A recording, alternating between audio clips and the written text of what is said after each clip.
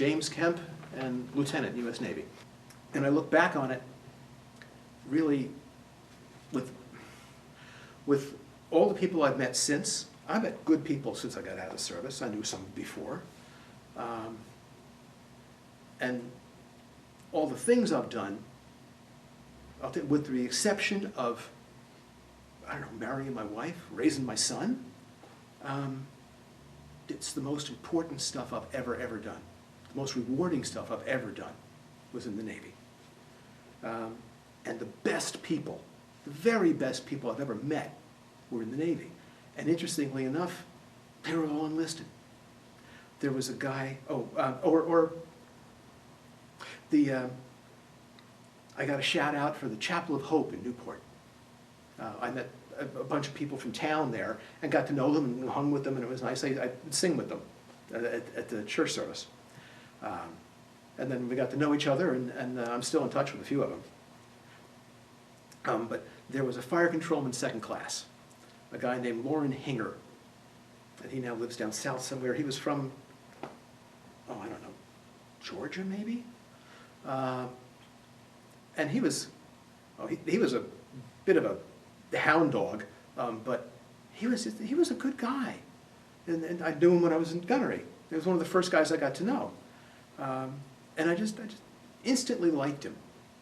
And we're in not close touch at all, but every once in a while pass something on Facebook or something. A Master Chief Boiler Tech, Dana Tripp was his name. And I hate to say this, he was on Edson. I hate to say this, but I think I made his life miserable. I was a new ensign, maybe just about making, I guess I was still an ensign when I first went into the boiler room. And I don't know, lacked the emotional maturity to recognize the difference between good enough and perfect. And, you know, everything worked. He made sure everything worked, but it wasn't clean, and it didn't have all the little, I'd nitpick him. And I'm not happy about it now. And if he ever has a chance to see this, Master Chief, I apologize. It was your last assignment. You were going to retire. It should have been better than that. A machinist mate, Senior Chief Charlie England, when I went into the main machinery, he and I hit it off fairly well, especially after there was a division party in a bar in Newport, and the machinist mates started buying us drinks. So, and it's very interesting what happens when at least just the feel of it, when the chief is talking to the division officer, and they're together and they're actually having a conversation, and the guys loved it, and because nothing bad can come of that. It's all good stuff. The division officer is going to learn something. The chief's going to get to understand a little. They're going to come to an understanding, and we had what I think is a pretty decent relationship. And the guys just kept buying us shots of bourbon. They kept showing up to the point where they brought me home. I don't remember it. But he and I actually, we made what I think is a pretty good team. They'd run into things. I remember an evaporator, one of the systems that distills seawater to make fresh water in the engine room.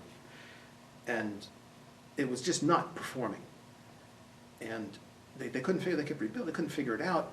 And I'm looking at it, and I just happened, I key on some stuff there's some things I have a knack for. I key on some stuff, he decides to trust me on it, and he starts taking apart some equipment, some components. And he actually finds, yeah, darn, the seal on this one pump is bad. On some float mechanism on a valve, it's bad. He changes the seal, and now the thing is pulling about 110% of its rated capacity. And we worked like that.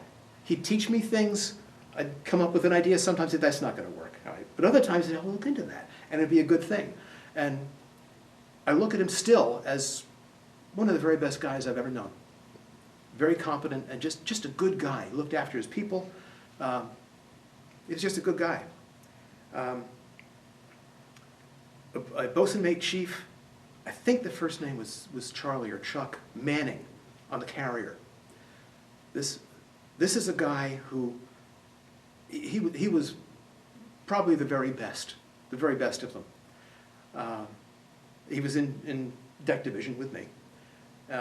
This is the guy who had all these commendations, medals, whatever, but he'd probably never going to go beyond chief, E7, because at one point early on, when he was a rescue swimmer,